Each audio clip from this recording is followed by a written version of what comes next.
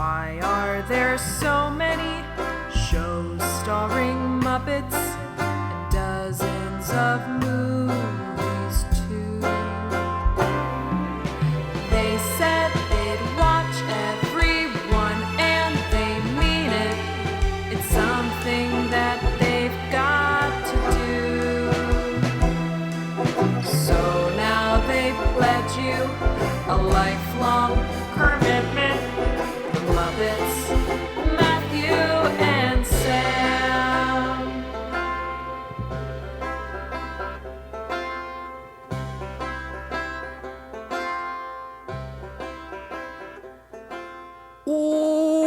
Welcome to Commitment, the podcast where two friends have vowed to watch all things Muppets. I'm Matthew Gatos. And I'm Sam Schultz. And this week, it is our 100th episode. Does it feel like you've gotten better at saying welcome to Commitment in 100 episodes? I should have gone back and listened to the first time you ever said it. Maybe you can just I'll put it in right now. Welcome to Commitment, the podcast where two friends have vowed to watch all things Muppets. Okay. I'm What sure. do you think? I'm going to pretend like I just heard it. I didn't. I will say that guy probably sounds a lot less confident. It's probably like, You always sound confident. I don't know. I think that first one was probably like, welcome to Commitment, the show we're going to attempt to do. How long will it take us? Probably just a few years, and we'll get through everything the Muppets have to offer. In a couple months, huh? Yeah, but here we are 100 episodes later, and we're in 1984, folks. That's not very far That's at all. fine. I'm not even thinking about it anymore. No. Well, it started in 1955, right? Is that the first year? Yeah. So we're about 30 years in. That's okay. Yeah, no, to be fair, we're doing great. It's fine. I'm not concerned. I think we both maybe early on thought we would race through these things. And now I think we're just settled into a nice groove of, yeah, it's going to take forever. So what? It would be weirder not to wake up on Sunday morning and come talk to you at this point. That's so true. I welcome it. We're going to be, in the future, it'll just be two old men settling down at our, we'll have to sit down at that point We'll when have we're to sit, doing this. And just talking about some Muppets from, remember back in 2020 when they made that thing? We are a self-fulfilling prophecy of becoming Statler and Waldorf. Hopefully we're like a more positive Statler and Waldorf, though. When they genetically engineer the Muppets, they'll invite us to come and sit in the studio up in the audience and be like, you suck. We'll just be a hologram at that point, Sam. That's Just true, upload my brain. Yeah. Well, this week, we watched some people who overthink the Muppets even more than we do because we watched the 1984 documentary Henson's Place, The Man Behind the Muppets, which covers Jim's entire 30-year career up to this point, features interviews with Jim, Frank, and just about everybody else that we've ever mentioned on this podcast. Yeah, I think there's some notable exceptions. Yes, there are some very notable exceptions, not only in Who's Not Interviewed, but also some people who aren't mentioned at all, which felt a little weird. First, before we get into that, I feel like to celebrate this 100th episode, there was a few things I wanted to do. One, I asked for questions, comments, etc. from the audience. We have some nice things we'll read out from people, as well as some questions we can answer from them throughout this episode. But I also wanted to assemble some stats for you, Sam, because we have hit 100 episodes, and, that means something, I think, to us. But I think the context of what actually goes into that 100 episodes may be lost. So I'll start off with the smaller numbers. We've had 11 guests on this podcast. Wow. That's pretty good. Yeah, that's including our 3 recent guests in our Muppets Mayhem episode. And we have 2 more coming up pretty soon. So, we got about 10% of our episodes feature guests. I did look up, I noticed recently, some of our episodes have been longer. I'm sure the audience has noticed. Our longest episode, do you know which one that is, Sam? Shoot. I feel like I knew at some point because I looked it up specifically. Is it our longest episode? Is it a Dark Crystal episode? It is not. Okay. Is it a Fraggle Rock episode? It is. Okay. Is it like the second set of season 2 episodes? It'll make sense as soon as I tell you because it's the one featuring Sujith Varghese. Oh, right, obviously. Because we did basically a guest segment and an entire full-length episode. So that episode clocks in at 2 hours and 21 minutes. That's the one, well, and the recording was much longer than that. Much longer. That's the one where I really was just like panicking because I was like, not that, it was just like I have so much left to edit. I'm at the point where I'm normally done and I still have an hour left. That was a bad feeling. But great episode. Oh, yeah. No, that's the thing is, like, thankfully, I don't look back on that episode going, oh, dear God, it was so long. But, I mean, it is the same length as The Shawshank Redemption.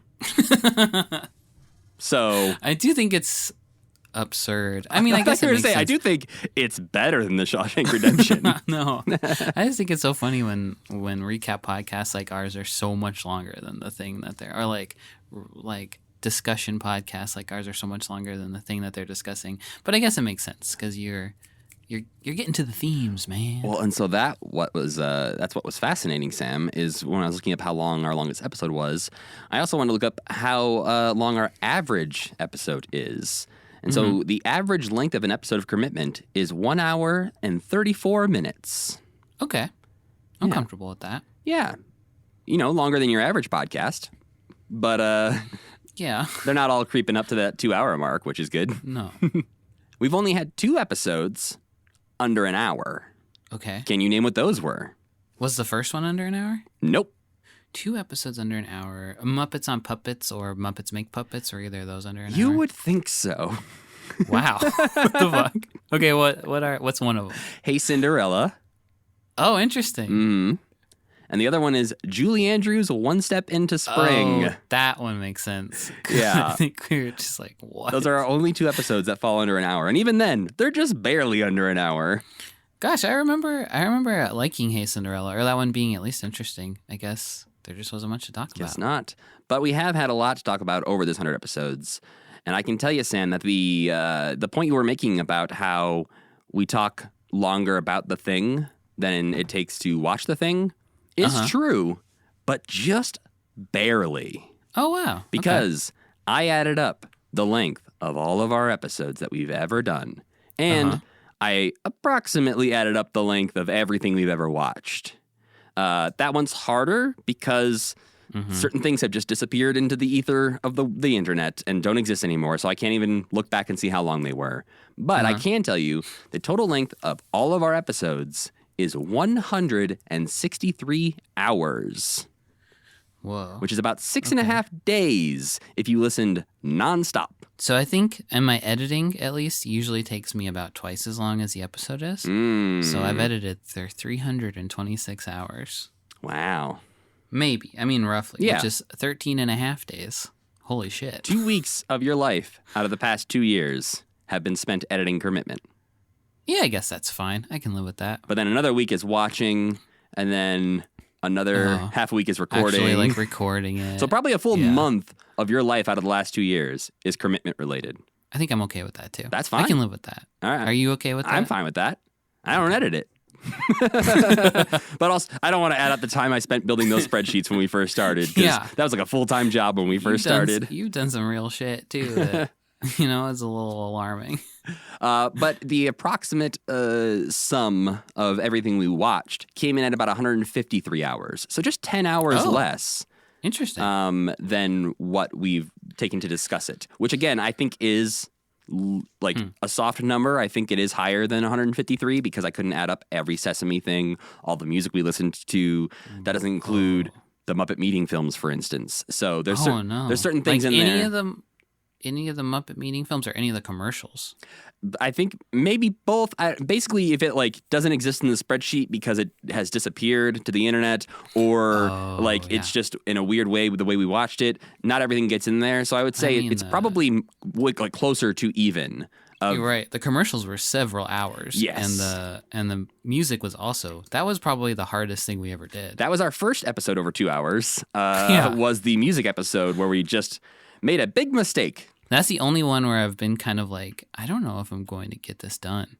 Just because it's like, I don't know. You're like, I just felt more trapped by the music than anything else for some reason. Yeah, it felt like that while we were like consuming the media throughout the week is I was just like, oh, Yeah.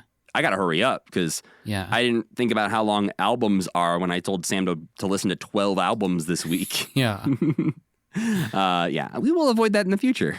And the last little fun fact I had about us doing 100 episodes is a list of some TV shows that did not have 100 episodes that you might think did. So shows that we have now outlasted, Sam. We got coming in at 62 episodes, Breaking Bad. At 69 episodes, Columbo. 79 episodes, Star Trek The Original Series. And with 92 episodes, we just beat them. Mad Men. Wow, they didn't hit 100, They huh? did not. Losers. Yeah, take that, Mad Men. Fuck you, Don. Yeah, but it is wild to think sometimes that if you want to go back and watch all of Mad Men, it would take less time than going back and listening to all of Commitment. Yeah, by a long By shot. a long shot. Their episodes aren't 2 hours long. Yeah, and they're much, much better. Well, hey, that is for the audience to decide. As I was going through getting these stats, scheduling things out, Sam, I went ahead and just roughly estimated where we'll be at when we hit episode 200. Okay, What? like in our lives? Well, I'm not going to guess that necessarily. I just meant within the confines of the podcast. Episode 200 should be happening in about May 2025. 2 years from now, we will be 37 years old. And do you want to guess where in the timeline of Muppets we might be 2 years from now, 100 episodes from now? I know it won't be 30 more years. No, sorry to report, that is not the case. The late 80s get pretty busy for the Muppets. Yeah. I think we'll be in 1992. Well, we'll be in 1990, Sam. Wow. Yeah. That sucks. Weirdly enough, We're so close to 1990 right now. feels like we should just be like, push us over a little bit. We're there, but we got a lot of Fraggle Rock still to go. We got Muppet Babies to go. We got the Jim Henson Hour. We got the Storyteller. We got Labyrinth. We got Muppets Take Manhattan. Okay. Dog City. We got a lot to do. I can't wait for Dog City. And so, yeah, weirdly enough, and I'm sure this will change because of vacations and weeks off and special guests and stuff, but when I scheduled it out, looking at it very roughly, it looked like around this time, 2 years from now, we should be talking about the death of Jim Henson. Oh. So our holy 200th cow. episode might line up perfectly with talking about Jim Henson's memorial service.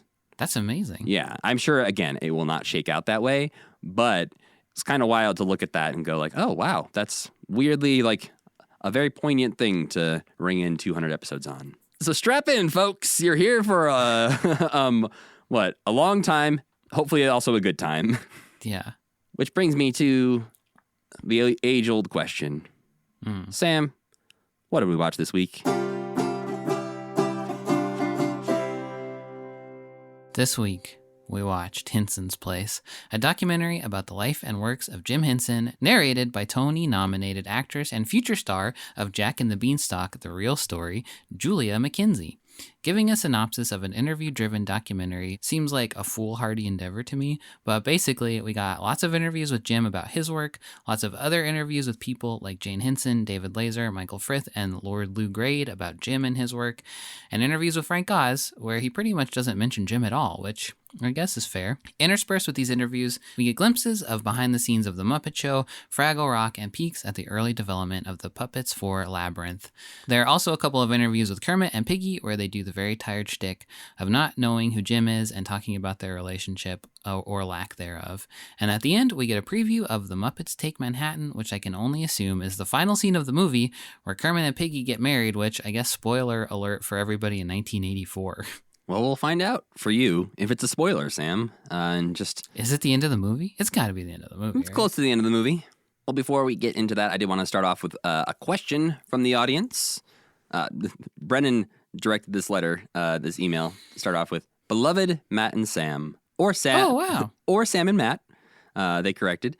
I always put your name first. When I fill in the episode authors, I always put your name first. Matt. We'll just say it's alphabetical. But Brennan asks, when you started doing the show, what did you anticipate it becoming? Did you foresee where it stands now? I mean, I would say when we first came up with the idea, definitely not. I think we had a spreadsheet that laid out about 50 episodes of the podcast that included Fraggle Rock, Muppet Babies, Muppet Show, everything. And it was kind of like we were going to talk about a whole season of Fraggle Rock and Muppet Babies like at a time. So like we were going to be doing 5 episodes on Fraggle Rock, not 50 or whatever it is we're doing. That would be awful. Yeah, and I think we probably wouldn't have been a weekly podcast. We would have just like sort of like put out a season of podcasts, I guess, and then like bit like done or something. I don't know how we would have done it. Like honestly, I think which is why I think we didn't do it that way. But when we were first starting off, it was. I also think we didn't necessarily say we were going to watch every episode when we first had the idea. So I think we might have like planned on doing like, let's watch 5 episodes of Fraggle Rock to get the gist of what season 1 is, and then we'll talk about that, which is obviously counter to everything this podcast has become.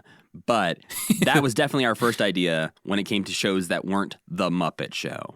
I think for me, I didn't foresee it giving, I don't know why, but I didn't foresee it giving me as much of an insight into Jim as it did. And like, I feel like in a lot of ways, and this documentary sort of flies in the face of that, but like, it was nice to see like the myth of the like singular genius dispelled a little bit, and to see all of the people who like supported his vision and turned it into what it is in a way that like doesn't get acknowledged very often. And like learning about Jerry Jewell was great. I never would have even known who that was. It's like, it's been different in that way, and that it's not like, oh, Jim, we love Jim. We do love Jim, but it's also like given me such an important perspective on this work, and just like how weird and collaborative and like how much failure there was. And they do mention that in this documentary of like, oh, it took them 20 years to get popular, which is crazy. And then and nobody ever talks about that. It's just like he worked so hard for so long with so many people. So in that respect, like the subject matter is different. I think I was always happy just to let Matt take the wheel. You know, I would be here as often as he wanted me to be. I feel like for you, it was maybe, and this could be off base, but maybe it was like, Gilligan's Island, where you were ready for a 3-hour tour. And I was like, but what if we stranded ourselves forever? No. I know how podcasts work. I know you could be here forever. I don't think there's ever been a time where I've been like, oh shit, I'm really locked into this. No, yeah, I don't feel. I think like it very quickly became when we first started planning out and putting together those spreadsheets, and I decided to put all of Muppet Wiki into a schedule. I was getting a glimpse of basically what this was going to be. Mm-hmm. I still didn't anticipate it taking this long to get through some things, but it quickly became clear that it was going to be a bigger project than we initially anticipated. Mm-hmm. But we obviously looked at that and said, yes, let's do it anyways. So it is not a thing we regret at all. I think another thing is like, I didn't necessarily expect to be interviewing the people who made Muppets Mayhem. Like, I didn't expect to win the Muppet Podcast of the Year, Muppy, at the Muppet Twitter Awards. Yeah, I think like you've integrated us so well into the community, which is something that I didn't really foresee. And just like the way that you get guests, the way that you like advertise the show, to me is personally very inspirational. So I think I've learned a lot from you too, which I didn't expect because, I know everything. Well, I mean, another huge thing to point out while we're doling out compliments to each other is that the podcast literally wouldn't exist if not for Sam, because... It would be a lot worse. Well, yeah, for multiple reasons. One, because it wouldn't be edited, or it would be edited by me, somebody who doesn't enjoy editing podcasts. And when we first started out the podcast, one thing that I will say, didn't anticipate but very quickly realized and changed, is that we were looking at what this podcast was going to be and trying to, be two people who hadn't really like worked on a creative project together before, trying to figure out how to make that balance work of like making sure one of us isn't overworked. And so we were like, okay, so let's alternate. every week, one of us will do a Muppet of the Week, and the other one will edit that episode of the podcast. As like one of you does research, Horrible the idea. other one does the editing. I hate researching. And I love researching, and I hate podcast editing. And you said it takes... And I'm a sicko, and I love it. Yeah, and it would have taken me like 4 hours to edit a podcast episode. So I'm glad we landed where we landed, because I do think if we had tried to keep up that alternating thing, we would not have lasted. Yeah. I'm much happier not having to research for sure. And honestly, that's the stuff I do for fun anyways. So I would be doing the research probably even if we weren't recording this, which is sadder, I would say. That's probably. okay. But that's fine. No, it's okay.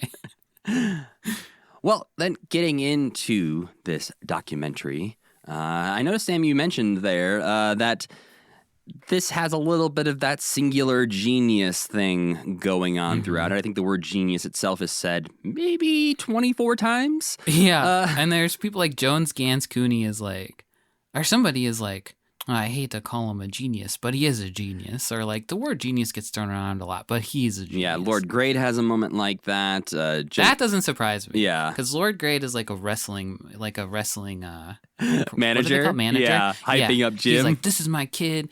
I'm in his corner all the way. Yeah, he's gonna hype him up no matter what. But everybody else, like, I think it's funny that Frank Oz doesn't even mention him, basically, because I feel like Frank is like, he knows, and he's probably also kind of like, why didn't they interview all the other guys? Or like, why does Jerry only get one sentence in this? Yeah, it is interesting how like no performers besides Frank and Jim are mentioned in this special. Or seen. Anything. Yeah, we don't even see behind the scenes footage of them aside, like from afar. And it really is the story of, I will say, thankfully, Jane gets more credit than she normally does in things we've watched or talked or like read about. And she is willing to give herself credit in this, which is a rare trait of hers in other like books and interviews she's done. She does say the word "we" a lot, whereas like I've seen her in other things say like, "Yeah, well, when Jim started out or when Jim did this," like she thankfully says, "We did this, we did this," and maybe that was they were going through a rough time when this documentary was like literally made while they were officially separating. So she's pretty complimentary of him, like. She is, but she also then talks near the end of this about the challenges of like this kind of life and what it does to people. So I thought that was really interesting. Yeah. This kind of success, like there's no peace in this kind of success. Yeah. That's like a mean thing to say about somebody, kind of. Yeah, there's a couple moments in this where I'm just like, overall vibes about this special. I think it's very interesting to watch for a couple reasons.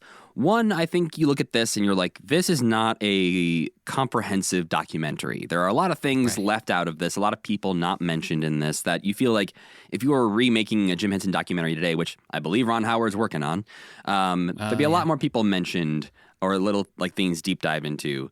And there's also interviews in this that are the most dull answers to a question I've ever heard anyone give. And that's not on one person. That's on multiple people throughout this where it's like, did you leave that in because you were short on time? Because you didn't even edit it down. It's so uninteresting. I don't know why that answer is in this documentary. Somebody else had to answer that question in a more interesting way. Or just ask them to say it again. I don't know what you could do, but there's some of those like Frank would tell you who did a bad job on the Muppet Show. Right. Like David Lazer's not going to tell you, but Frank would be like, "Oh this person sucked." But I think the most important thing that I realized while watching this is that the internet didn't exist in 1984. This documentary, I have to imagine for people who were, of the right age, watching The Muppet Show, and then later on getting to be watching this documentary, this was the first time they got to see some of these people, got to learn that Wilkins and Wilkins existed or what Sam and Friends was. There was not a lot of information about these things out there. There was a couple books like, the Art of the Muppets like museum thing was going around. So some people knew about these things. But again, word of mouth on the internet, much easier to share these things versus back then where it's like, my friend has this Muppet book. I don't know what the hell this Yorick guy is. Who's that purple head? What is that? And so imagining the people who probably owned like a VHS of this when it came out, and this was the only way they could watch or rewatch Sam and Friends sketches or anything that we now are able to go on the internet and watch like an hour-long playlist of these things. Yeah. This was their first exposure to that, and also their only way to see it. But I imagine if you had the book, maybe the Art of the Muppets book, you might be a little bit like, oh, what about all those other guys? That's true. Or the Of Muppets and Men book, which gave some more history into it. But I think, like, to me, I wonder, again, I would have to find a very specific person of a right age to ask about this. But I know that for a lot of people around our age, the book Jim Henson, The Works, was a huge, like, foundational thing of their childhood that they would take out from the school library, and they would read that, and they would learn all they wanted to know about Jim Henson and the history of Jim Henson and the Muppets. And that book is great. There's a lot of thorough information in that. But that book didn't exist until the 90s. So I had to, for the people 10 years prior getting this documentary, this had to be another one of those things where this is what they had. This is where they got all of their knowledge. They didn't have Muppet Wiki. They didn't have the internet. They didn't. But they did have Of Muppets and Men the documentary too. Right. There's nothing in that about Sam and Friends. Right. They don't show any clips of the old stuff. They only show the behind the scenes of the Muppet Show in that. So to get this sort of grand view on everything Jim Henson has done, this is all you got right now. But it's just a lot, like, there's not a lot of focus to it, I feel like. No, and I think it is a poorly made documentary. Yeah. I'm happy it I didn't exists. want to come out and say it, but it is. I'm happy it exists, but there are moments in this that are completely deranged when you get 30 seconds past when they happen, because there's so many things that feel like they're a setup for like the next chapter of the documentary. And then they're like, by the way, Fraggle Rock. And you're like, wait, what? Weren't we just talking about Dark Crystal? Or weren't we just talking about Sesame Street? It's like, oh, no, we're done with that. It's like, okay, that feels like a pretty big thing to spend some time talking about. And you mentioned it in 6 words. Yeah, Fraggle Rock gets like 20 seconds of screen time. And it's cool, too. It's like stuff that we've never seen before. That behind-the-scenes shot of Fraggle Rock is great. I wish I could have seen that. Yeah, it's actually the behind the scenes of the Convincing John episode that we just watched. That we had just watched. The Secret of Convincing John, which was, great to see that stuff. And I know, again, we will get a Fraggle Rock documentary to watch eventually, but we haven't, at this point, seen anything like that. So that was great. And it also bummed me out because when I was looking up to see if, like, to verify that was from the episode we just watched, Convincing John only comes back one more time. He does? Yeah. Oh, no. He only does 3 episodes of Fraggle Rock. Oh, boy. Bummed me out. But I think maybe the most perplexing thing in this entire documentary is something I posted a clip of on Twitter, because out of context, it's delightful. In context, you feel like you must have missed something. Yeah. So the documentary starts off with a short clip from the Muppet movie of the campfire scene where Kermit comes back to the campfire, talks to the Electric Mayhem, all that. Just to show, like, hey, remember that thing? This exists, I guess? Yeah, I think it's just to be like, hey, you saw that in the theaters. Remember that guy? We're going to talk about Weird him. clip to pick. Oh, yeah, for sure. Whatever. You could have done, the Kermit playing the banjo at the beginning. That's thing. exactly what I was going to say, yeah. But then we cut to the Henson offices and Big Bird walking into the Henson offices, up those windy stairs. This part's really cool. Yeah. I love looking at getting to see that. Yeah. But the thing that comes next, the thing that I clipped, is Big Bird finally makes his way up to Jim Henson's office, walks in, says, hey, Jim. Jim says, oh, hey there, Big Bird. Big Bird is carrying a bag of Doritos and offers them to Jim Henson, saying, have a nacho? Have a nacho? And Jim says, oh, wow, sure, thank you. And then Big Bird gets in trouble because he puts his foot up on Jim's desk. And you would think, oh, that's a fun thing that will come back later, or this sketch will run throughout the entirety of this Big documentary. Bird will host the documentary or something like that. But no, we cut to close-up Jim Henson answering serious documentary question, and we never see Big Bird again. Wouldn't it have been great if Big Bird was the narrator? That'd be That would've been amazing. cute. But why is that there? Do you think that the documentary crew filmed it, or like what what did the documentary crew film anything, or did they just get a bunch of footage and they had to put something together? There were moments in this where it felt like the narrator was not the interviewer, and that maybe they rephrased a question after the fact, because there's sometimes questions are asked that are answered in an extremely weird way. So I have to imagine that there was one question asked on set that was then reworded for the narration. Yeah. And so like there's a disconnect in some of the things that get asked, specifically of Jim. But then there's other times where it lines up so well that I have to imagine that it is just like a verbatim transcript of what was being said. Lord Lou Grade at one point like has a straight up conversation back and forth with the interviewer. So it's interesting to figure out, like, was that narrator on set for these interviews? I can't imagine so. Well, it says in Muppet Wiki that she was the interviewer, but is there documentation of that, or are we just basing that on the documentary itself? Yeah, like, is that the source? I don't know how anybody would know that.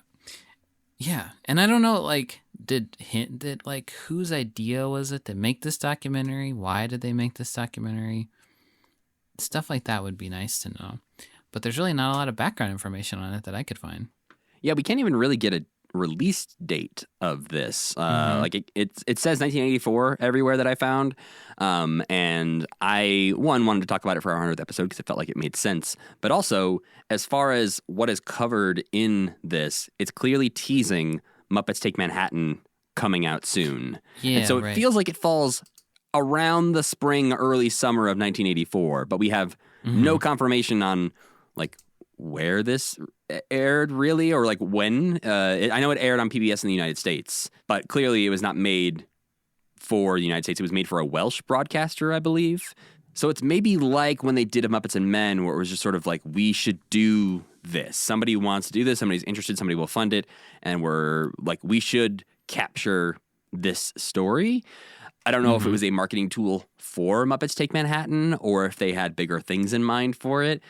But it is bizarre how some parts feel really in-depth in a way that I'm sure bored some people in the mid-'80s, but are exciting to me, versus the other parts that feel like they just barely dive into a topic and then move on. Yeah. And then they spend a long time talking about the merchandising of Muppets. so much time, Sam. But that Big Bird eating the nachos Doritos is great. And I had to wonder, Big Bird probably wasn't allowed to touch those Doritos. No. Because his little hand would get so messy. So messy. There was a thing recently I saw on Twitter where like Elmo got some like glittery blue paint on her or something like that. And I was just like, oh no. They had to like either make some special glittery blue paint or like they just cast off a Muppet where they're just like, this one's done for. Let's just cover it in paint for a sketch. I wonder if it's like Cookie Monster's cookies, or no, like when they use whipped cream, like when they pie Fozzie, it's made of soap. Right. I wonder if the blue paint was made of soap. Right. You can just like rinse off. Wash him. Yeah. He's gonna be glittery still, though. You gotta think, but maybe Elmo with a little glitter. That sounds kind of cute. Yeah. You know, a special glitter variant Elmo they can bring out from time to time. Make a Funko Pop of that. Yeah. Well, I think one of the things that they talk around in this that's interesting that they don't dive as deep into is Jim's start. They mention his parents, and they mention his grandma being a reason that he got into the arts is because she was a painter who helped him develop like his artist's eye and like recognizing color theory and these kinds of things, which is interesting because like that, I think some of that comes up in the Brian J. Jones book, but seeing the pictures of these people and talking a bit more about it is interesting. But the actual Jim talking about it thing is like the most boilerplate, boring answer of like, yeah, you know, puppetry was just a way I was into the arts, and so I wanted to do the arts, and then puppetry happened, and then I'm here. But what more did you want from him in that moment? I feel like that's how he always talks about it, right? Yeah, but there's things in here that he does go deeper on, or at least like pulls back the curtain a little bit more, like when he gets into the finances part of things, or even... but you know this dude, like. He doesn't know what's interesting to talk about. And he is, I think the thing that they do capture in this is they talk about him being a genius, but they also do talk about him being a businessman. And so it is that thing where, yeah, if you want to ask him about his personal life, he's probably going to dance around that. If you ask him about money, he's like, how long you got? Let's talk about money for 12 hours. Well, yeah, I think it's the same as like, I think being interested in that to me feels the same as being interested in like the mechanisms of how things work, which he always gets like bogged down in, or the editing of stuff. Right. Like those feel so similar to me that he would be interested in like the mechanics of making this happen and not think about the thing that other people are interested in, which is him having his hand up a puppet making jokes, which is like, he never talks about that, it feels like. Yeah, he talks in here a little bit about how he was really shy as a kid and how he's more comfortable with a puppet on stage. Right. Because he said he had no desire to be a performer, and this is where the line comes from where he says, "You wouldn't decide to become a puppeteer in your life." Which back then, sure, Jim, but now because of you, a lot of people choose to become puppeteers. Yeah. Also, like, Frank and his whole family chose to become puppeteers. Yeah. I understand that, like, maybe that's something that somebody said to him as a kid that has just dug itself deep into his brain. But it is bizarre to say when you have hired 100 people to be puppeteers. Yeah. Before we get into talking about Jane Henson, I wanted to bring up another nice email we got. This one just comes from Katie and Hazelnut on Instagram. It's at Hazelnut the Hazelbutt. I believe this is Katie and their dog, Hazelnut, on the Instagram. But I assume Katie, not Hazelnut, wrote, "Just want to say thank you guys for making such a fun and relaxing podcast. It's become one of my comfort shows, and it's a good escape from the real world." That's a very nice thing to say. I feel the same way. It's my comfort activity. Even though my finger hurts really bad after I'm done editing it. All that clicking. It's still like, it's all that clicking. I got to figure out a better way. But yeah, thank you. I'll read another one real quick, too, from Una, who said, "Congratulations on 100 episodes. Started listening around episode 30 or so when the snippets you sometimes put on Twitter got too intriguing. Commitment is probably my favorite podcast, and I love when a new episode comes out. Both of you have excellent voices to listen to, and I always agree with the opinion of at least one of you. Thanks for making a brilliant show." I feel like we and you haven't had a big disagreement in a long time. We have more disagreements in our "what else did you enjoy this week" kind of part, I feel like. Yeah, but, our opinions on Sir Hubris are still quite divided, and we'll see where that lands. We think he's a bad guy. I think he's a bad guy. You thought he was a good guy. I think he's fine. I thought Wander McMooch sucked. You liked him. So we've had some disagreements. No, I hated the sound he made. But, well, yeah, I liked him in theory, but he was very annoying. What's the thing we disagreed on the most? Do you remember? I don't. I'm sure there's something about, I think Miss Probably an Piggy is episode of The sexier in Muppet this Show. picture. No, I think Miss Piggy's sexier in this picture. You know who, we'll talk about him, I'm sure, but you know who I think thinks Miss Piggy's really sexy? Yeah. Do you know who I'm going to say? Your new best friend, Lord Lou Grade. Yeah. The way his eyes light up when he's like, I know immediately. I love that wallop. I love when she hits people. Yeah. It's like, you nasty man. Yeah. I was like, oh, that's just Sam. Yeah. Well, getting back into the documentary, we get to hear from Jane Henson, which is fantastic, talking about the early Sam and Friends days and getting started and how Jim really did revolutionize this subtle puppetry thing.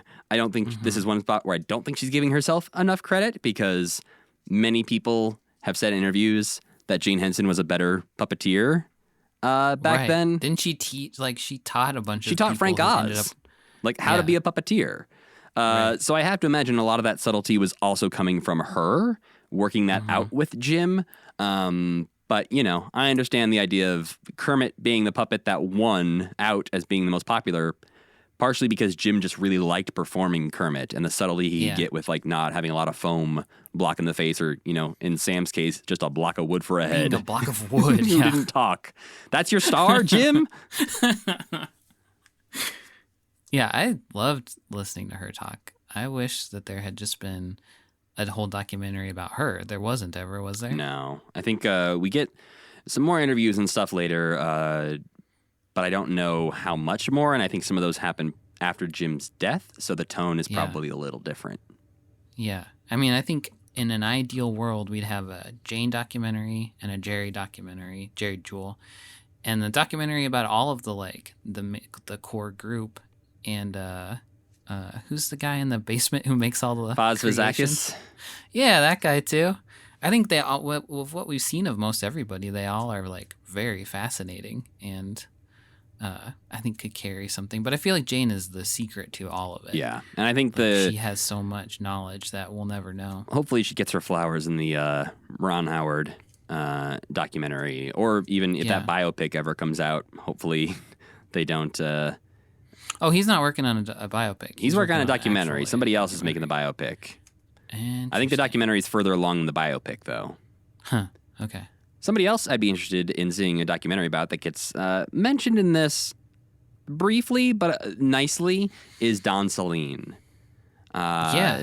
They give a little nice moment where Michael Frith, who at this time is the VP of Art and Design for the company, we know him as the drawer of many, many designs, the man who is the creative director on all the Sexy Miss Piggy calendars, and a classy man. Yeah. He's got a 3-piece suit on. Yeah, and the designer of like the Fraggle Rock characters, and the man who I think recently we dared to come on this podcast to prove us wrong.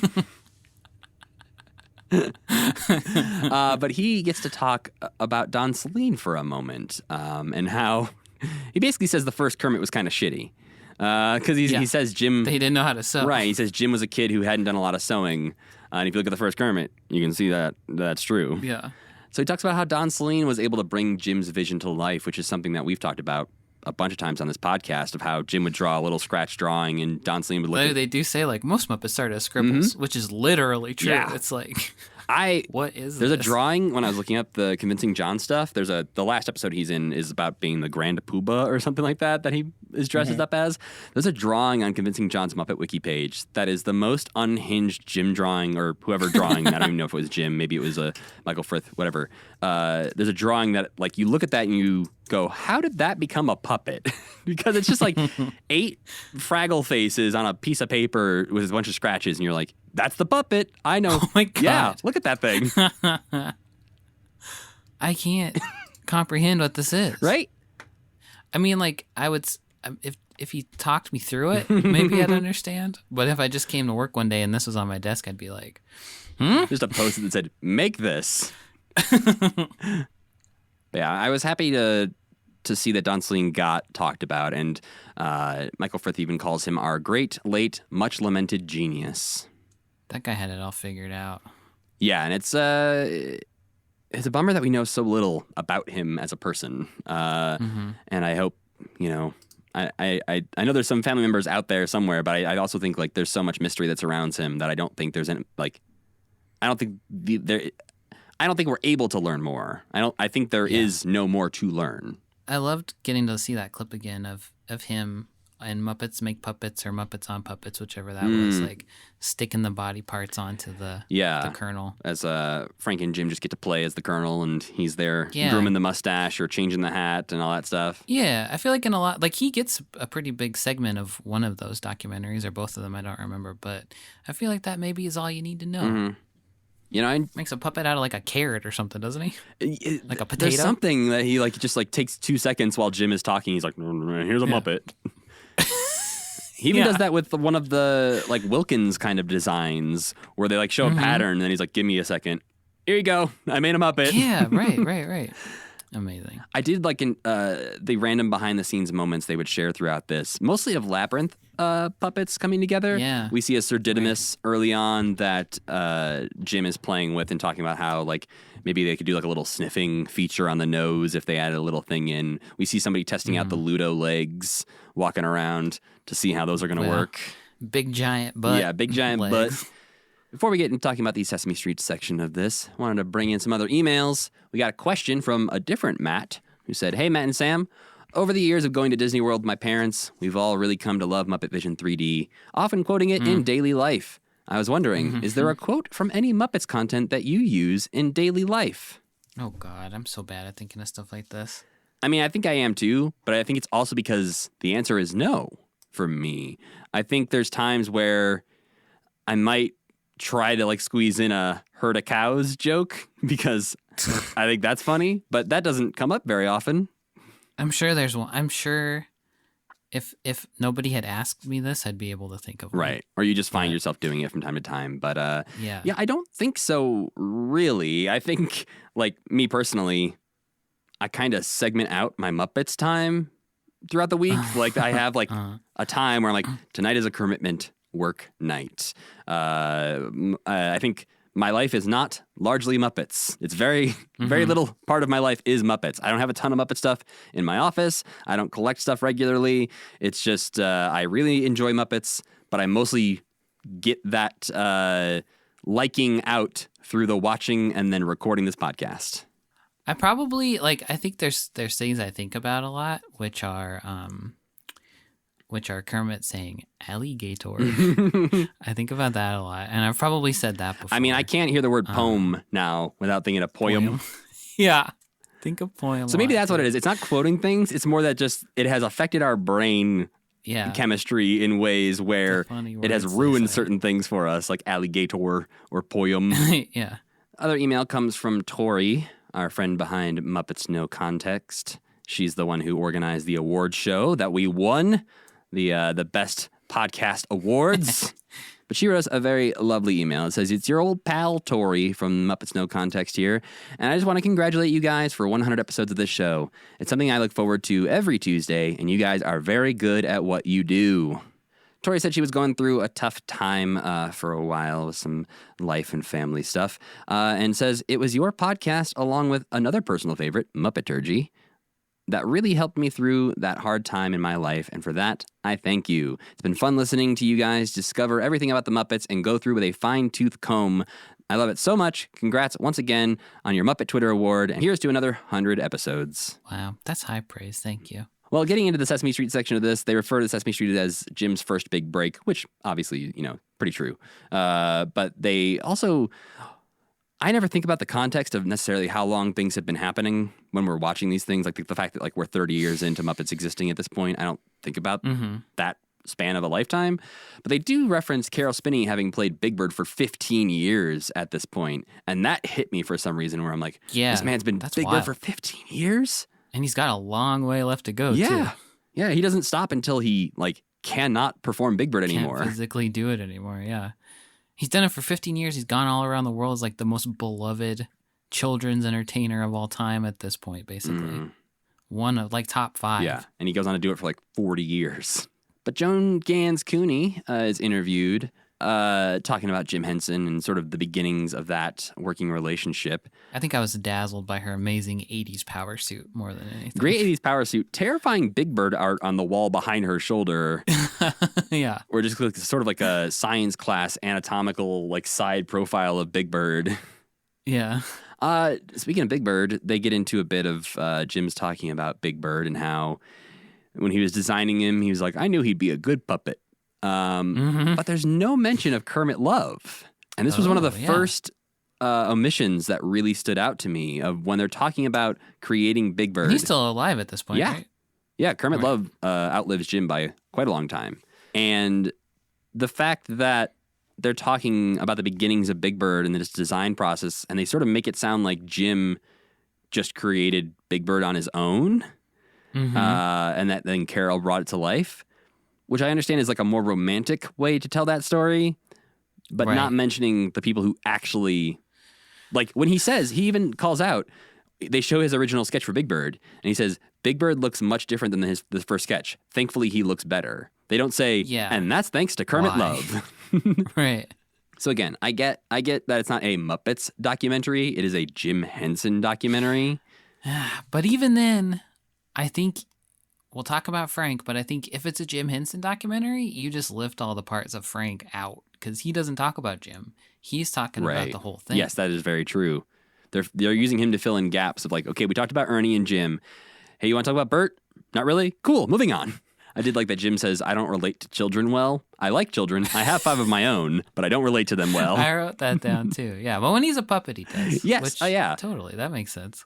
But this was the section where I noticed also that I felt like the interview questions were changed.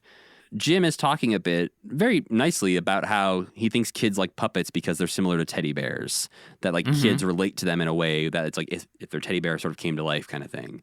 And then the interviewer jumps in and asks, is there a love within you for the simple things in life?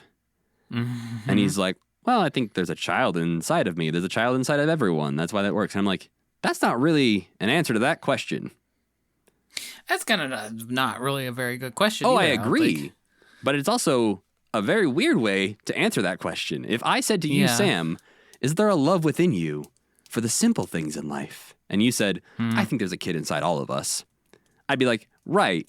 So about my question that I asked you, do you enjoy the simple things? you know. That sounds like to me, like she's asking him if he can slow down and enjoy time at home, playing with the kids, enjoying the simple So she's things. like changing the subject almost. Yeah, I don't know what's happening. And I think that's part of the confusion there is because he changes the topic a little bit or like comes back to the topic of why do adults enjoy Muppets?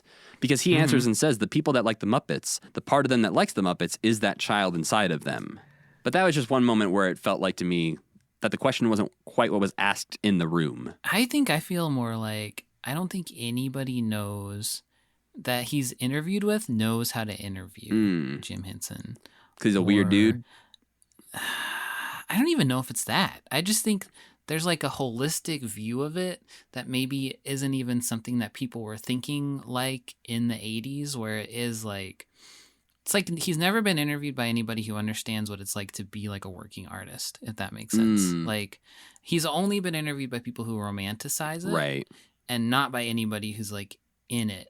Maybe of Muppets and Men is different because I do feel like that draws more out of the whole. But you have to interview the whole thing. Right, which is what you get can't in just talk to him. Of Muppets and Men. You get interviews with Richard Hunt and everybody else talking about their characters and the work that goes into it. And I think, yeah, if you had those guys in this or Faz Fazakis talking about it, it's like you would get more of that. And I think it's interesting when Jim does talk about the money stuff near the end of the documentary that you get a little bit of that inner workings. Like this is just a working artist. But yeah. for most part, it's just people talking about how he is a visionary and a genius, and it makes you. Which I think he would watch and be like, "Ugh, that's embarrassing to me." Yeah. I think he answers questions like he's answering the questions of the kind of person he wants to be interviewed by. Like he's giving aspirational answers to questions that are disappointing him, is maybe kind of what and I think what I took he away doesn't from it. seem like he would like this. That it seems like it's painting this image of a man who's in a dark, dusty room in the back of a workshop creating all these things himself and recording all of it and performing all of it himself. Like it seems like it's a one-man show. He's flying around on a jet to places where people are doing that and being there for a couple days, which isn't bad. That's the point that he's at. Or just being like, "Hey, I'm convincing John, blah blah blah. Okay, time for me to go to London now and look at the labyrinth. Okay, time for me to go." Like, and I would think if I was him and I watched this, I'd be like, "Oh, they didn't mention any of the people who work on the show. That's so embarrassing." Yeah. Like everyone's gonna think that I'm like if a documentary came out about our boss and he was like, Green's "Oh, place." Yes, I do indeed edit all the episodes for YouTube, just like everybody thinks I do. It'd be like, well, I improvise They didn't all the show any of us. videos. All that stuff's just in my brain. yeah. Well, it would be more like the narrator would be like, and of course, he's well known for his excellent scripts about science, which he is, but also he doesn't do those. Like he doesn't do most of those. Yeah, and to watch that for him would be like, oh, well, I guess a lot of other people do this too. And to watch it for us would be like, hey, What wait, the hell? yeah. Yeah, and I think that moment is followed up by another weird moment where she brings up that he's a prankster when he's performing out of nowhere and asks that if that's part of his personality that he doesn't bring out normally, to which Jim goes, I guess so. I don't know. What are you talking about? Yeah. Because is she talking about Ernie? I don't know. Because that does make sense. Like he does have that character. And I think Frank hits on this too later where he's like, no character is me. Because it's like another way you're not thinking about it, right? You're not like, you are drawing on experiences you've had, but and Jim's not being like, today I will unlock my inner prankster. Yeah. It's just like, you got a puppet on your arm. You're a goofy cartoon character. It's interesting. A lot of them in this talk about how Jim's not Kermit. Jim's not Ernie. Like Jim's a little bit of each of those. Like, and it's good because I think that there's been times people have talked about that of like people try to say, well, I think Kermit's the most real version of Jim or this thing. And it's like Frank talks about how he is not Bert. He is not Piggy. He says Bert is a very boring facet of myself. I can be very boring, but so can you. Everyone in the world can be boring. And the pranksterness might come from Jerry Jewell too. Right. Right. Yeah, it's Rolf written is that a way. prankster and Jimmy Dean, but Rolf's a prankster because he's got a script where he's pranking Jimmy Dean. Yeah. And this is where they talk about briefly the Bert and Ernie dynamic and how there is a bit of Jim and Frank in that. They don't get as much into that as I would have liked. Like, I think they're kind of scared. Yeah. Because it just does get to be like, well, maybe we don't like each other. yeah, Like, there's a couple times they what talk is about your it being like a relationship? marriage or like a relationship that they push each other's buttons at times. Which is, from everything I've heard is very true, especially when they started directing together or working together on like Muppets Take Manhattan and Dark Crystal, is that they have very different like directing styles that butt up against each other. We'll talk about this more when we're watching Muppets Take Manhattan, I think. But when Frank Oz was directing that, people hated him because They did? he was like Kubricking it and doing like, we need 70 takes to get this correct. And Jim's like, I think we got it. That's interesting. Okay. It's also interesting because I think we saw a bit of the opposite of that when we watched the Dark Crystal behind the scenes. That's what I was gonna say. I'm surprised by that. I think Frank took a lot of ownership over Muppets Take Manhattan because he rewrote the script. And so I think at that point it was like his baby a little bit more. I think he had a very clear vision for what that was. Whereas he has said in interviews, he had no idea what the fuck was going on with Dark Crystal. So he was, and Jim was probably like obsessed with yes. it. And so I think it's probably that dynamic playing out. The body language I was getting from the Dark Crystal documentary was like Jim would come by and say something, and Frank was like behind him, and then as they were walking away, Frank would like look at the person and be like, I don't know, sorry, and then that was like their dynamic. But that's interesting. I guess, yeah, I'm excited to watch Muppets Take Manhattan and see if it's perfect. I will say, I think it might be my favorite of the original three movies. Well, I think Frank is my vibe of Muppet more than Jim is, so like he gets it in a different way that I think I vibe with. Yeah, the way he talks about the Muppets in this and the way he has talked about it in every subsequent interview I've ever seen with him, I love how much he thinks about all of his characters. I love how he thinks about the Muppets, and it's something that this is not a bad thing against the current performers. I find it hard to believe that anyone thinks about their characters in as deep or interesting of a way as Frank does, because I don't even know that Jim thinks about Kermit the way that Frank talks about Piggy. Miss Piggy, yeah. His Miss Piggy speech was amazing. Yeah, I'll jump ahead a little bit to that because I think it is really interesting because he says that Miss Piggy comes from pain. And he says it's his most difficult character because he has to reach down to his feminine side, his vulnerable side, and then get hurt, and then cover the hurt and make it funny. Which makes perfect sense when you think about it. 100%. But the fact that that's in his brain every time he's performing Miss Piggy is like, okay, not only am I just being like a lady pig, but I'm a lady pig who has been hurt and is working hard to cover that hurt with humor. It's fascinating. And I just, again, Frank, you're always welcome to come on the podcast and talk about Miss Piggy for an hour. I wanted to read a nice email here. It's a short one from Potato Convert. Said, I am so glad I listened to y'all because I didn't really know how much I liked the Muppets. Also, the podcast is great as something to listen to when I'm working. I don't know how much I like the Muppets either. Well, we're at least helping other people realize that they like the Muppets. I love the Fraggles. The Muppets and I, the like Muppet Show Muppets and I have a complicated relationship. Well, I think this relates to another question we got from Joshua Fletcher, who said, thanks for getting me back into the Muppets in a time in my life where they were just what the doctor ordered. Besides Rainbow Connection, what's your favorite Muppet song? Gosh, all the songs in the Muppet movie are pretty good. Yeah, Paul Williams is pretty good at what he does. And like Moving Right Along gets stuck in my head quite often. Ooh, that Moving Right Along might be my favorite other one. But also the Muppet Christmas Carol, like the Scrooge song, that's him too, right? Yeah. So I think also of those are great. Some of those are, the repetition throughout the years of hearing Moving Right Along time and time again, obviously ingrained in my head.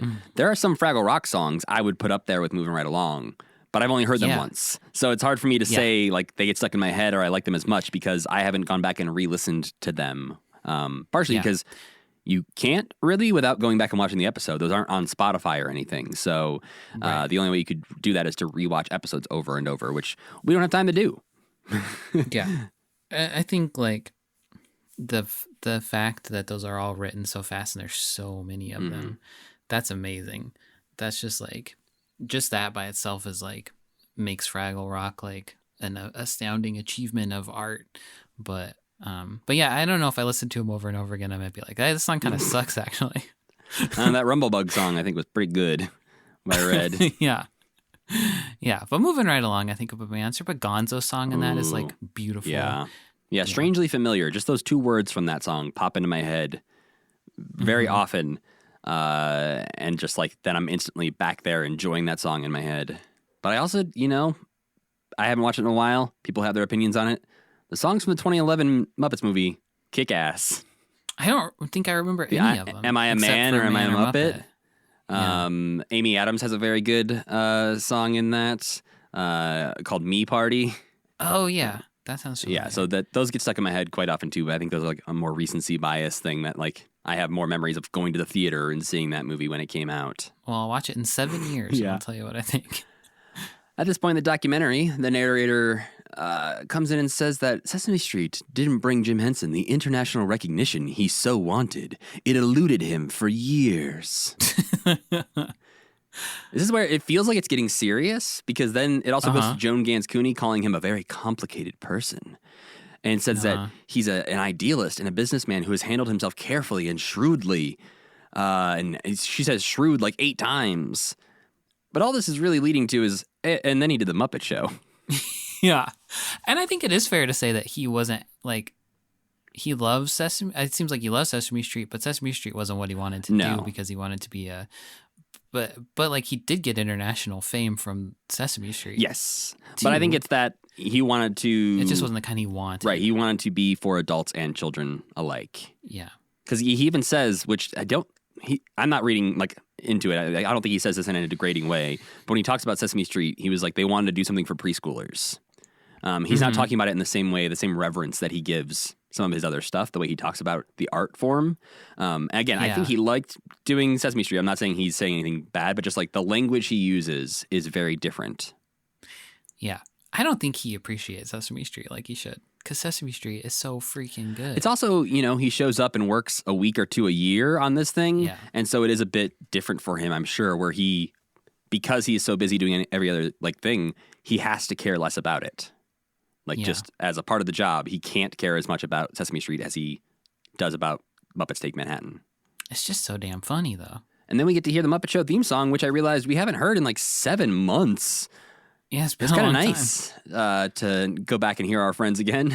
It's a great theme song. David Lazer talks about the success of the show, talking about how many countries and languages and all that stuff it ended up being in. It was very successful. That's his answer, basically. Well, even Jim describes it as 5 delicious years in my life. I wrote that down because it's the nastiest thing I've ever heard. If somebody asked you, like, those were 5 delicious years. How has your time at Complexly been? Been like, it's been a delicious 10 years.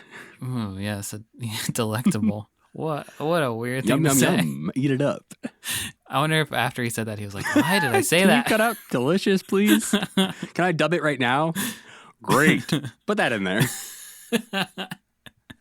And then we get to meet the man, the myth, the legend, Lord Lou Grade, who... I was kind of scared. I pictured him being angrier. And maybe he has that side to him. But I pictured him as like a little bit angrier, stern, yelling guy. I was picturing hair, too. I thought he'd have a big head of hair for some reason. I think I had seen pictures of him before, so I think I knew what to expect visually. I was probably thinking of Orson Welles. Yeah, that's fair. More than anything else, but yeah. But no, this is a bit of a, Alfred Hitchcock-looking guy, kind of, I would say, a little bit in that vein. He's got a Hitchcock vibe, cigar-chomping man who just keeps calling Jim a genius, but also, notably, also calls Frank Oz a genius. Yes, that's great. But also then says that they never had a contract? I don't know what he meant there. He probably just didn't know that they made one later. Yeah, I put my notes. But they went out to his secretary and they're like, I think we need a contract. Yeah, this can't possibly be true, because he's like, we never had an agreement. We just shook hands and made some shows, and it's like. And he show up at the studio like a week later and be like, I'm supposed to make a TV People show. have to get paid, Lou. Yeah. Yeah, his assistant probably just like rolled her eyes and was like, he does this all the time. We'll make you a contract. We get another nice little Jane interview moment where she's talking about the early days of Sam and Friends and how they had a disrespect of establishment early on. It was kind of cool, like, to see that side of her, this very, like, demure person, but you can tell, like, yeah, she was, like, back then. We and were even cool. Now, she must have been a Hellraiser, yeah. I promise you, Jim was cool. But she talks about how even early on they had the archetypes of the monsters and the cool musicians that still linger today in the Muppets.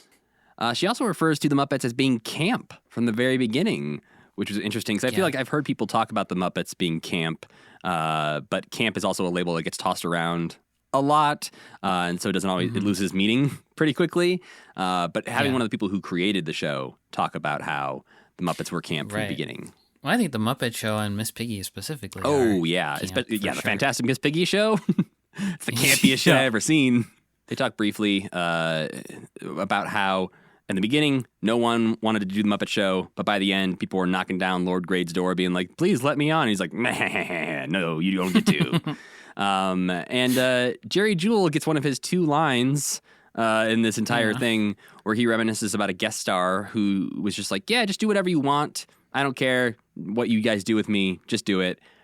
This seems like maybe he's talking about Glenda Jackson and the pirate episode, because I know that was something we had read before, is that Glenda Jackson was one of the people who said, just, I don't care what you guys want to do. I have nothing in mind. Just do whatever you want. It'll be great. I feel like that would be I feel like I would like it better if they came in and they were like, "I want to be a pirate." Then you'd be like, "Okay, we'll make you a pirate." I'm one of those people who, I don't need all the structure, but I need a little bit of structure, or at least like a goal that I'm working towards. Because if you just sit me down and say, "Hey, write something funny," I'd be like, "Ah, shit." I think for me, it's more like I would want to know that they were invested in it in some capacity. Like for them to have something about it they were excited about, I think would be more than just like, "I don't care what you guys do." That seems like a nice thing to say, but to me, that is I'm not going to think about it too hard, you know? Well, speaking of nice things to say, David Laser dances around the issue of what people didn't work well with Muppets. Oh, I wanted him to spill so bad. He hints that there was like comedians, so probably somebody who came from the world of stand-up, maybe like a Milton Berle, Bob Hope kind of person. He says who found it hard to relate to the puppets, but he refuses to reveal who that was, who was thrown. I thought Milton Berle was one of the best ones, actually. Yeah, and I think that's maybe my money's on Bob Hope as one of the people that maybe struggled. Bob just like didn't even basically come, he showed up he for like 5 like, minutes. Yeah. And then Jerry Jewell gets to tell the dullest story I've ever heard about how scripts come to be. And basically it's, we go out to lunch and we talk and we laugh and then we come back to the office and then we write scripts and then they go on TV eventually. Great. Sometimes there is improv because sometimes the people on the set are funnier than the words we come up with in the room. Well, you know, he's a writer. He's not a talker. I mean, I guess he could have written that. He knew what he was going to be asked about. He could free write a story about writing scripts. But it just kind of was like, oh, man, that sounds like work. Like, I get it. He's describing what they do for work. But it's like you want that Muppet magic a little bit. And what he's describing just sounds like the way we would describe what we did on Wednesday. That's true. And Lord Grade also gets to tell a dull story in this one about being out to eat with Jim. And maybe a lot of Frank or David Laser. He doesn't remember who it was. Yeah. Where someone mentioned that Jim would like to maybe make a movie. And he's like, "Jim, is this true?" And Jim's like, "Well, yeah, I might want to do that." And he's like, "You've got a deal for 2 movies. And yeah, you're right. It does seem like that would be like he probably is like, "This is a tale of Hollywood magic." But really, it's just like, okay. I was out to lunch with who? I can't remember. But I made a deal for 2 movies that day. And because they were successful, I'm here telling you this story. But thankfully, we get to spend a bunch of time with Sam's new best friend, Lord Lou Grade, talking about Miss Piggy. They ask Lord Lou Grade in a reverie about Miss Piggy. Yeah, they ask him his favorite Muppet, and he's like, "Well, I suppose I should say Kermit because it's Jim, but in reality, it's Miss Piggy." He says, "There's no explanation, except there's something about her that appeals. She's so strong, so coy, and then there's that wallop. I love that wallop." When he first started answering, I wrote, I wonder if he's ever actually watched the show. Then as he starts talking about Miss Piggy, I was like, yes, he has He definitely has watched the show on show. repeat. Yeah. He could have, for all we know, he could have been the one who saw the Miss Piggy puppet voiced by all those different people and eventually been like, guys, you got to really cement this character. Very interested in this character. He's just holding her up by like the next thing, like, sexy. Sexy. Do it. Walks out of the room. Bringing her, he's buying her little dresses and stuff. Lord Lou Great is Miss Piggy's sugar daddy. Like, hey, Jim, I know we're having a meeting. Could you give this to Piggy for me? I bought her something new. The tiniest little pearl I'd like to see her necklace. wearing it next week on the show. Oh my God. I was like, if he was alive, this would be like slander or whatever. Hey, I think we took it right to the line of slander and didn't cross it. I think we're fine. It sounds like that could be a real thing to me, but we won't think about it anymore. I bet there's somebody out there on the internet who has those feelings. Well, there's somebody on this podcast. I mean, maybe somebody who's actually sent outfits to Henson Associates for Miss Piggy to wear. Oh. Jim talks about the test footage for the Muppet movie that we watched previously, where they were filming out at a barn with Fozzie and Kermit, and Sweetums was there too. We get to see some of that test footage in here that I think some of this is not in the thing we watched previously. Yeah, it didn't look familiar to me exactly. Like it was a longer. Yeah, it's longer and a little less structured. But they do talk about how this was sort of Jim's idea because the director wanted to film on sets in a studio, and Jim was like, I think we should do this outside. And so this was Jim trying to convince the director that they should do this out in the natural world. Would have been a much worse movie had they not.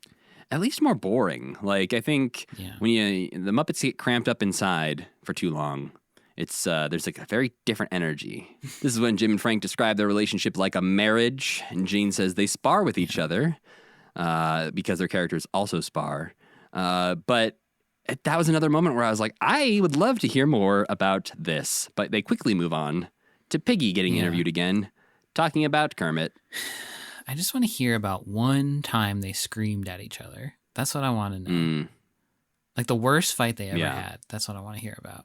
I'm sure there is some mention of that in Brian J. Jones's book, but I'm reading that at the pace that we are watching through things. So I remember the most recent chapter I have read pretty much, and the other stuff I read a long time ago or haven't read again recently.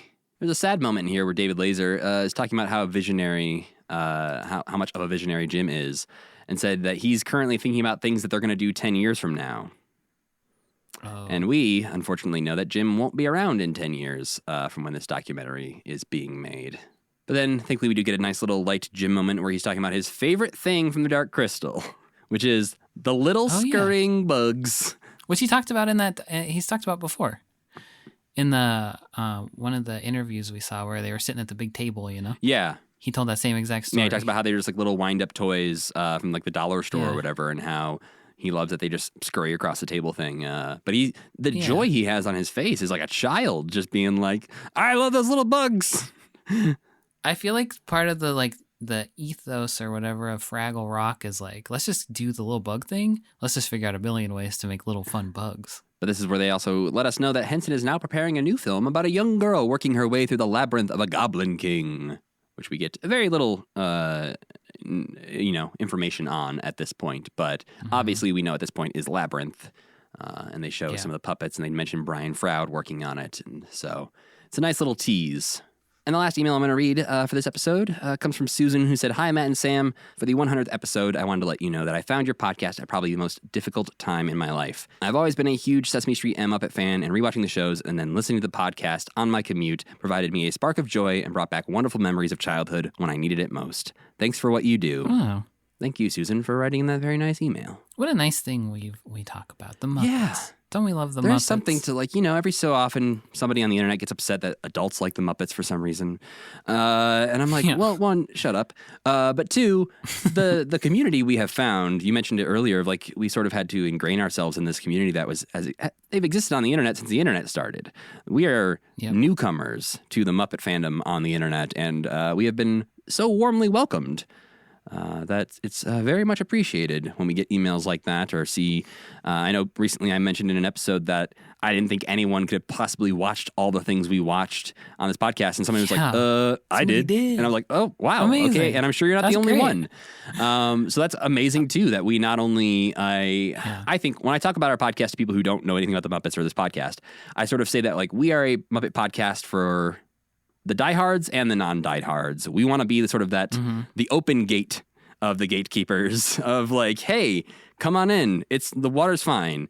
You haven't watched the Muppets in a while? That's cool. We're the podcast for you. Hey, you love these old things? We might not know everything you know, but I promise maybe we'll make you laugh. And someday we'll know everything, you know? I mean, maybe. There's so Maybe. much, Sam.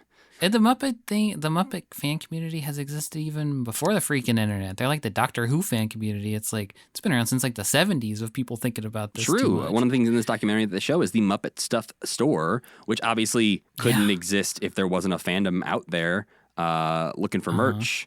And the fact that we don't even have anything like this at Disney World anymore is kind of wild. There's no Muppet store. It's disgusting.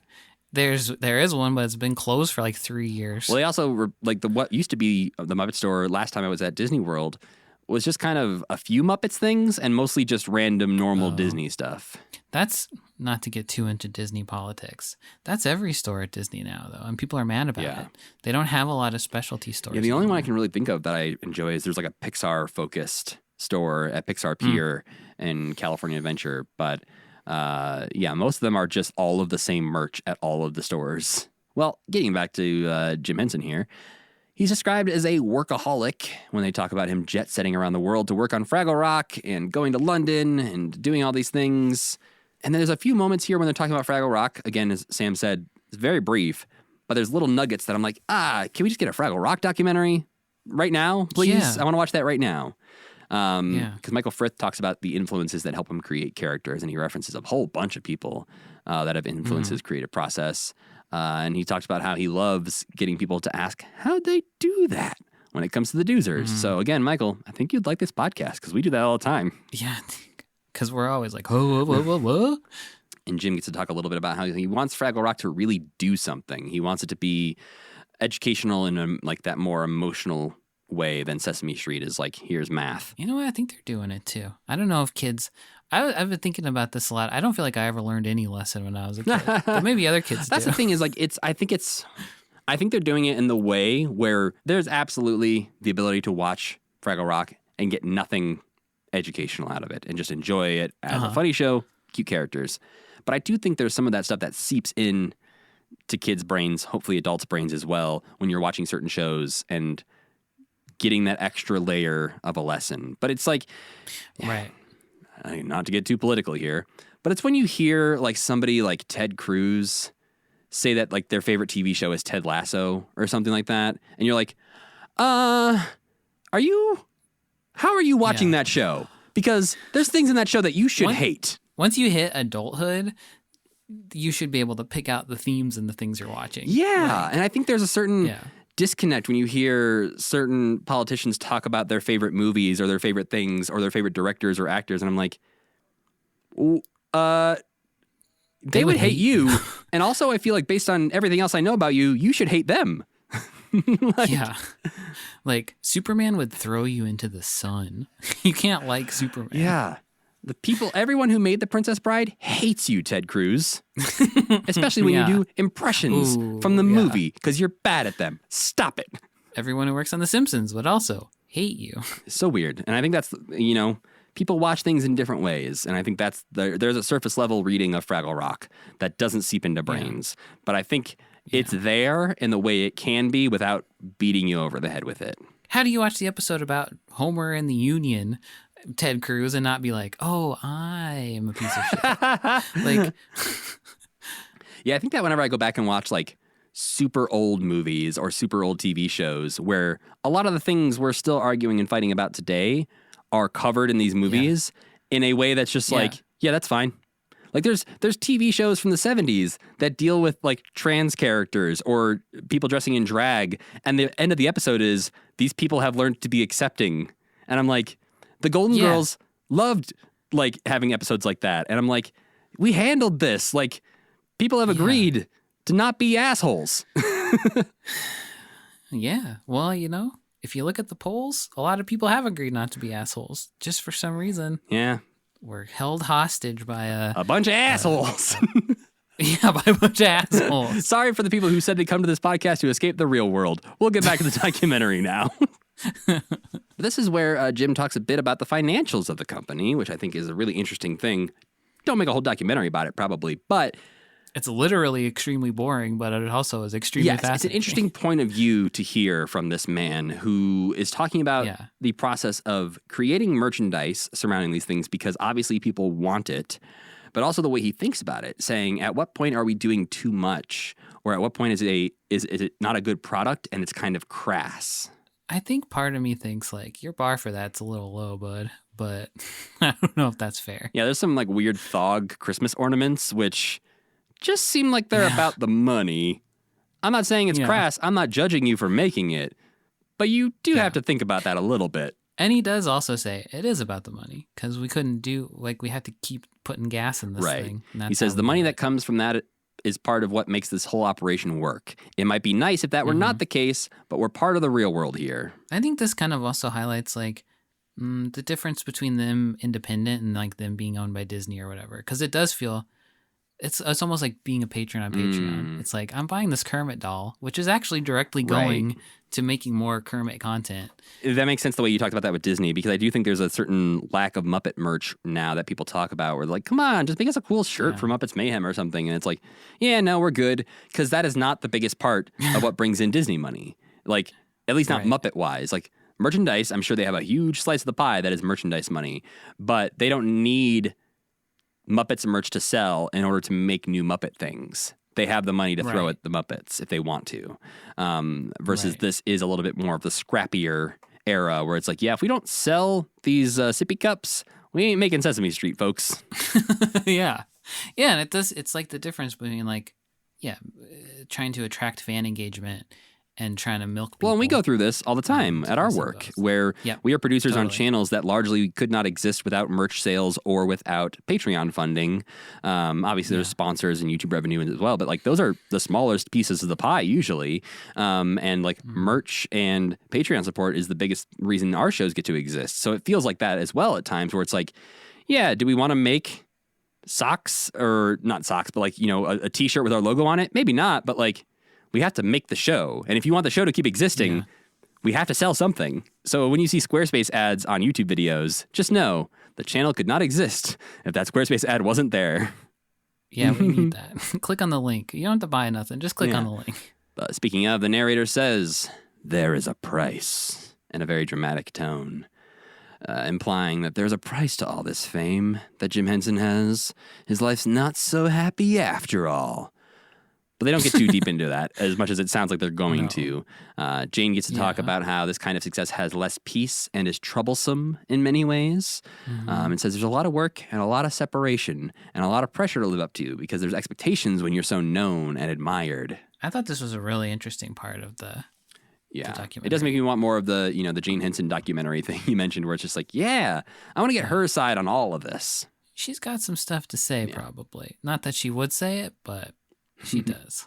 And after Frank talks a little bit about that concept of Jim's only been famous for 7 or 8 years out of the 28 years he's been doing this, which I think is important to realize that a lot of the stuff we watched pre-Sesame Street Muppet Show, no one saw or talked about any of that stuff really when it was coming out.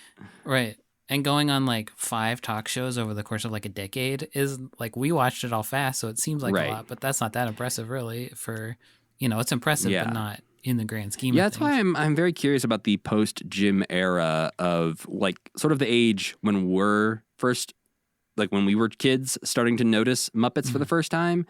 I think it's a very interesting time where there wasn't as much Muppets to consume as there would have been in the 80s. And so we found the Muppets at a time pre-Muppets Tonight, like around Muppet Christmas Carol era. And so I'm excited to see what else was happening during that time, because to me it feels like nothing, but I'm sure they were like on the Today Show a bunch or something. Well, yeah, I was watching reruns of the Muppet Show. That's like I was watching reruns of Fraggle Rock and Muppet Babies.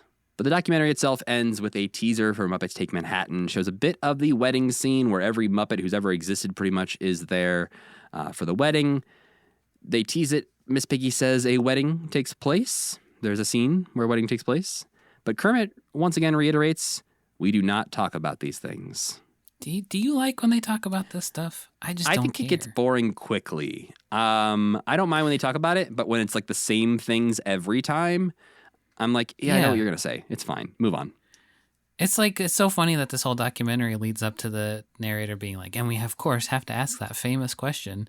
No, you don't. Nobody cares. They're cartoon characters. Yeah, the ending of this documentary is a bit bizarre because it seems to all lead up to the Muppets Take Manhattan teaser.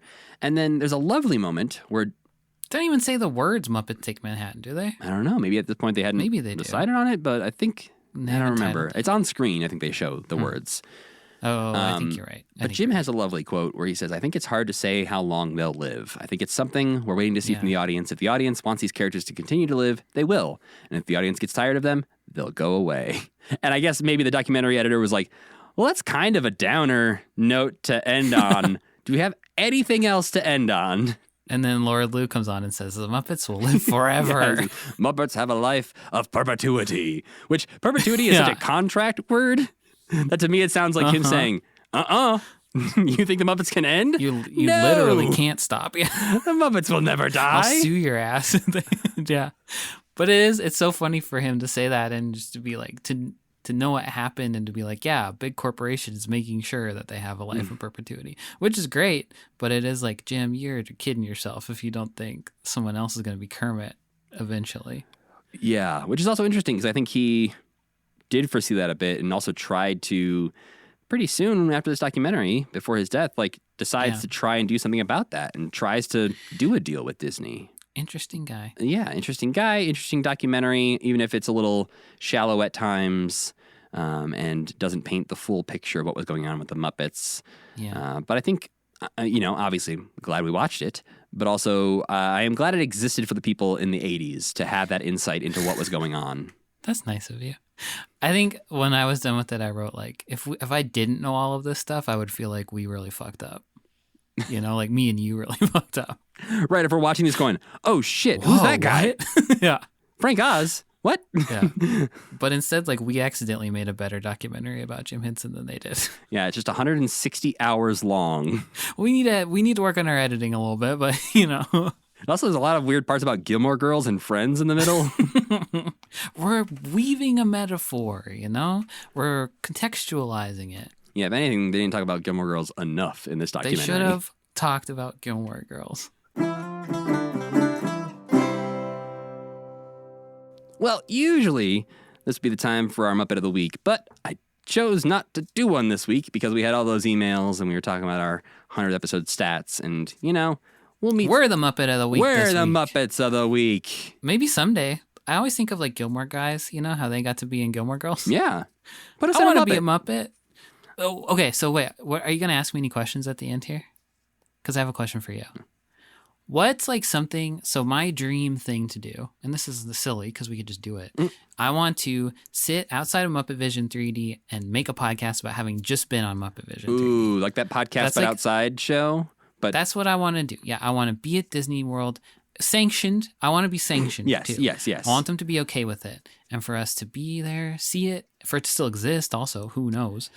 And then for us to, because if it gets torn down, I'm going to Disney World to see it one more time. Yeah, no, I think we would have to. Yeah. And yeah, that, should be about 2.5 years from now that we would be talking about it. That's a long time in Disney World. It's got to survive for 2.5 years. Yeah. But yeah, we could say that I think that's a good goal for us, Sam, that essentially by, fall 2025, we want to be at a place where we can ask Disney if we can come podcast on their property. Yeah. And if not, we'll sneak some lav mics in and we'll use podcast. Our phone microphones and do it anyway. Yeah. We'll And definitely. if they come up to us, we'll say, we're talking to our moms about Muppet Vision 3D. Leave us alone. Sam, I don't think they're going to come up to us if we're looking at each other and talking to each other. And be like, hey, are you talking What about are you Muppets doing? in an excited way? Get out of here. You never know what's going to be like in Florida in 2 years. Oh, no. Oh. No talking. The no talking law is in effect. Yeah, don't talk about anything ever unless it's been pre-sanctioned. But yeah, we can go sit in the back ballroom of Pizza Rizzo. We could do a live podcast from Pizza Rizzo. Oh my God, that would be so cool. Maybe Rizzo would be there. So do you have a thing like that, like a dream, a vision? A Muppet Vision. Or do we share? Do we share the same Muppet Vision? I think that's definitely up there. I think there's like a lot of small things that like if we had any sort of influence, I guess, on the way the Muppets can do things, I think is where my brain goes a little bit more, not necessarily things we could do. I think as far as things we could do, that would be super cool. I think any sort of like live version of this podcast where we could like have a guest from the Muppets in person would be amazing. Ooh, that would be great. Doing an interview with an actual Muppet. Oh, which that would be amazing too. I feel like is doable at this point. Yeah. We just gotta reach out to some people. Get on the right press junket. Yeah, I think reach out to the right person like a week earlier than I did.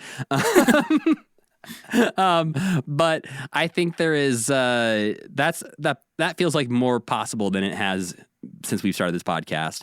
But I think starting some campaigns to get some things on Disney Plus that aren't on Disney Plus, because I think we've been really lucky to track down a lot of things we've been able to watch and watch them, and a lot of those are gone now. Not all of them are going to come back. You know, I don't think the Mike Douglas show is going to end up on Disney Plus, but things like Hey Cinderella and hell, this documentary or whatever, like certain things that are more complicated than they should be to watch. Just should be watched. It's my ultimate like feeling on all of this Muppet stuff that I want to be the least gatekeepy Muppet podcaster that exists. Of like, if I find a link to something, I'm sharing it with you, audience. I am posting about it because it might be an unlisted video that somebody sent me in an email. I don't care. I like I'm gonna share it probably if I'm legally allowed to.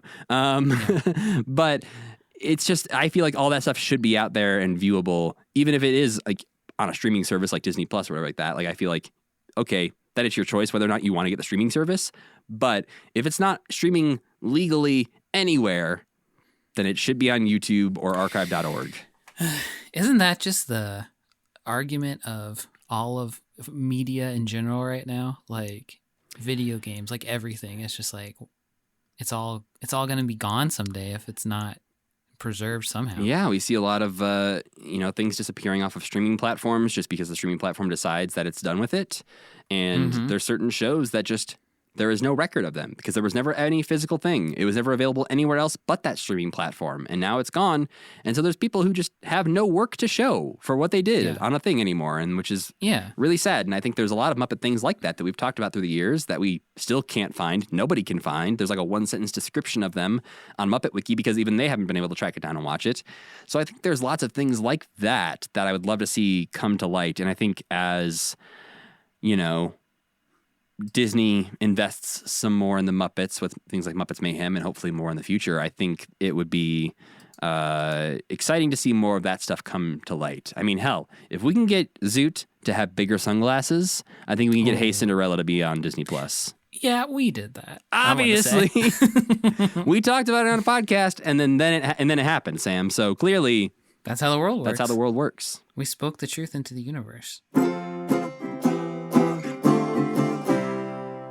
Well then, Sam, as we move on from this documentary, I need to know, what non-Muppet things did you enjoy this week? I saw Guardians of the Galaxy Volume 3. Ooh, how was that? I kind of loved it. Nice. It might be like my favorite Marvel movie. Wow. Maybe. It was really, really good. Yeah, I won't go into it too much because it's just like, you got to experience it for yourself.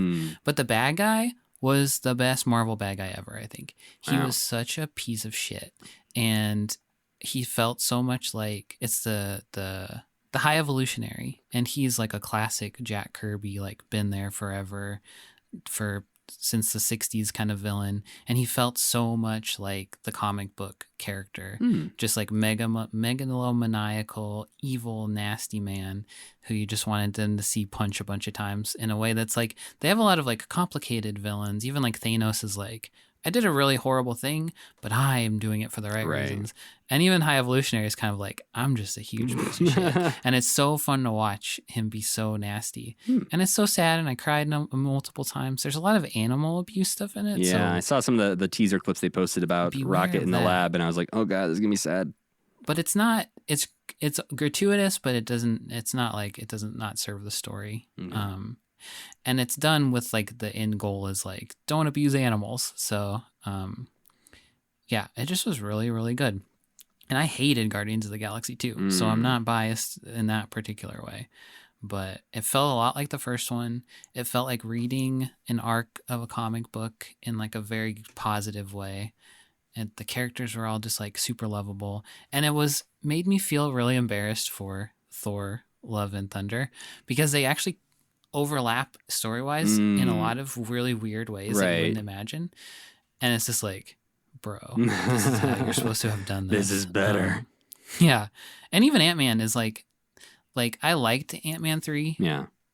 but a lot of the stuff that people complained about Ant-Man 3, like, oh, they're in space, they're like in a different world the whole time, it doesn't feel relatable. It's like so many practical sets it looked like in Guardians of the Galaxy 3, so many weird characters, but it's just like, I don't know. It was just like really good. It was a fun time at the movies. I've seen a lot of good praise for it, and I saw somebody say that it also felt like James Gunn being like, hey, everyone, you can move on from the MCU now. That totally. It did feel like when it was over, I was like, okay, I've seen the conclusion of all the characters that I care about and need to see. Yeah. And I'm ready to go. I'm ready to go watch your Superman, James Gunn, because I think you can do it. We'll see. Last night, I watched Roman Holiday for the first time ever in my life. I've always meant to watch that. It's very good. It's a very, very good movie. It's the old Gregory Peck and Audrey Hepburn film from 1953. Very, very good in that way that, not surprising considering it won a bunch of Oscars and it's like one of those 1,000 movies to see before you die kind of things. But sometimes those are slow and boring. This one is not. It's very fun. But I've also been spending most of my time this week playing Star Wars Jedi Survivor. That's what I had the feeling you'd be talking about. Yeah, because obviously Star Wars, into that. You hate Star Wars, I've heard. Yeah, I consume it all because I hate it so much. I think some people do that. You know what? You're not wrong, Sam. But that's not my jam. I consume it because I love it. And something about this game is the most my shit a video game has ever been. And the first one was like this too. I could just play this game for 1,000 hours and be happy. Because like everything that it does, from the like traversing the world to the puzzles to the story to the fact that it's Star Wars, like all of that stuff, the way they do it is exactly what I want out of a video game in one game. And so even if like, there's issues people have with it, and like I know on some people's machines it doesn't work. It just is not functioning as a thing. I had a friend who got 60% of the way into the game and there was a weird bug and there's no way to get past it. They would have to restart their game and then hope for the best. So Jesus. I haven't gotten there yet, and hopefully there's a patch that fixes it before I do. But that being said, everything about it I love. They added a nice element this time where there's like this central city that you can basically you're trying to help this city build itself up. It's very like I love that shit. Yeah, it's very much like like the sort of like the Western, like the cowboy comes to town and like protects the town. Cool. In what's that movie? A Fistful of Dollars. That one. But that's that same concept where like there's a bunch of raiders around the town who are causing trouble and the town's in dire straits, but you can come in and protect the town. But you also then like also recruit people to help the town, and you can like improve the bar over time, and you can help other businesses open while going on across different planets and killing stormtroopers. Is it better than the first one? I think so. Because they don't do, at least so far, they don't do the thing where like the beginning of the game you're like conked on the head and forget everything you learned in the first game. Because like in the first game you like learn skills throughout the game of like how to use your force powers. And that happens in this, but you learn new things. You don't forget all the old things in like a Metroid kind of like, oh, you don't know how to do that anymore. Sorry. But yeah, I'm really enjoying it, and hope I don't get any weird bugs that make me have to start over, because that would be a bummer. That would be very sad for you. Yes. Well, before we go, we want to let you know what we'll be watching next time. And next week, we're actually taking a week off next week, so we won't be here. Come back the week after that. where we will be diving back into the world of Fraggle Rock Season 2 with 4 more episodes of Season 2. Those are episodes 17 through 20, titled Fraggle Wars, Oh, no. The Day the Music Died, Oh, no. Doomsday Soup, No. and A Cave of One's Own. Okay, that one sounds Yeah, that one okay. sounds, this is not the most dire All one the to end Fraggles on. are dead, and there's only one left. That's what it is. Boober's just singing Fraggle Rock theme songs sadly by himself in a cave. Yeah, it's like, I knew it was right for me to stay out of trouble, but now I'm the last one alive, so maybe it was bad. Well, then we need to thank our friend Tuna for making the music for this podcast and our friend Cassie Wilson for singing our theme song. Don't forget to go to commitment.com if you want to check out our Patreon page or contact us or just see our pretty faces.